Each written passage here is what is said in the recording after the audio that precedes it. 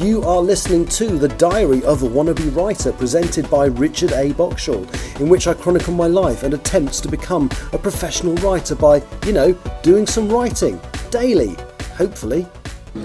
Hello, today is Monday the 4th of October 2024. It's NaNoWriMo Day 4. And I actually expected to be reporting at this point that I had done absolutely no writing. And it's a bit of a funny day today because I got up. Today is the first day I haven't had to get up at a sensible time and be out doing stuff. I'll tell you where I am in a second. And I wasn't really sure.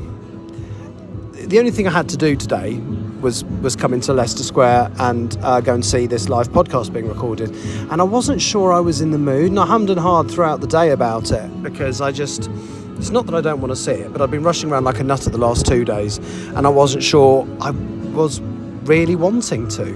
Pathetic, isn't it? So I did very little during the day, sort of had a lazy day.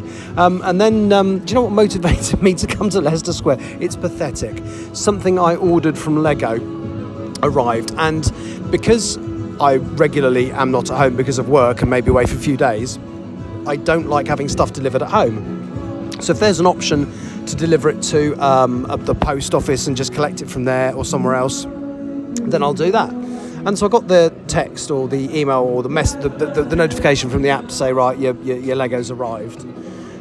So I thought, I might as well go and get that. And it's about 4 o'clock, and then I was thinking, well, I might as well, if I'm out of the house, I might as well go to London and do the podcast.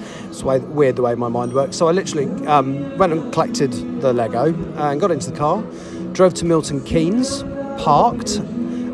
It was quite expensive, but still a lot cheaper than parking in London. In fact, if you add together what I paid to park in London plus the congestion charge, you get how much it cost me to buy the train ticket and to park in Milton Keynes. And that hasn't even taken into consideration the cost of the actual petrol. And also, it's just far easier. Literally, I got on the train, so I parked behind the station. Well, not behind the station, but next to the rails, and I wasn't sure how to get into the main building to get onto the bridge to cross over down onto the platforms. But there was a guy that was coming to do some maintenance on some piece of electronic equipment that got wrong. Yeah, just follow me. And there was a lift, which I just assumed was a private goods lift, which took me up to the tunnel that took you to the platforms. So I literally swiped in about 5 minutes before the train departed. It was the quick one from Milton Keynes Central that doesn't have any stops, apart from Euston at the other end.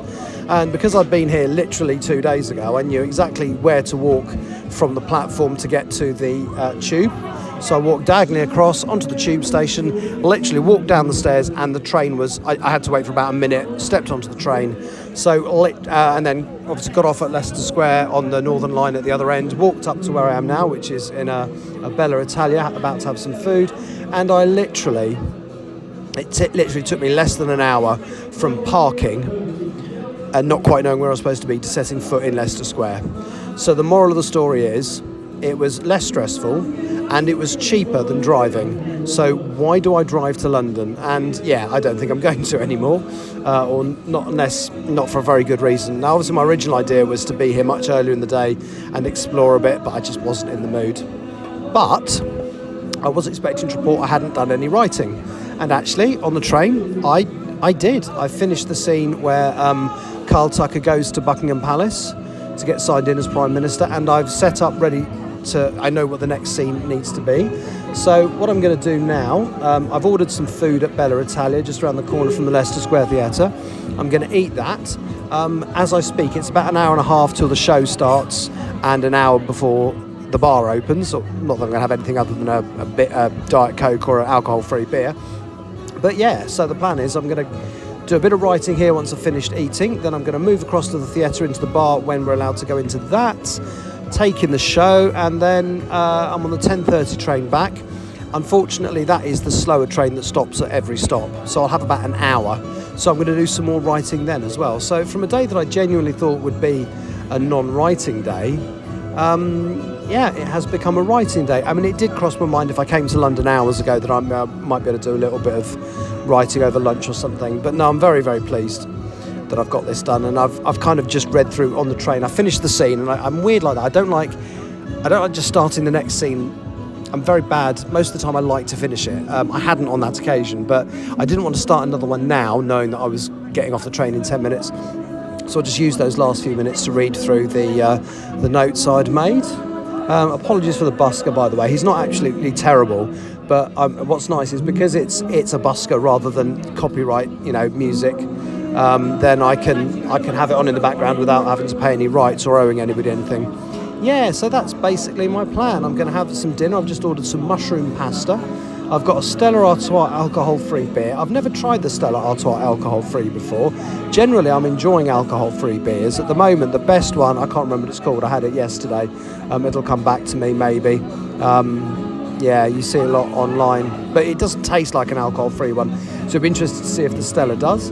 So maybe do a bit of writing. Literally, it's not even a 2-minute walk around the corner to the theatre, where I'm going to see Nish Kumar and Milton Johns, as well as Richard Herring.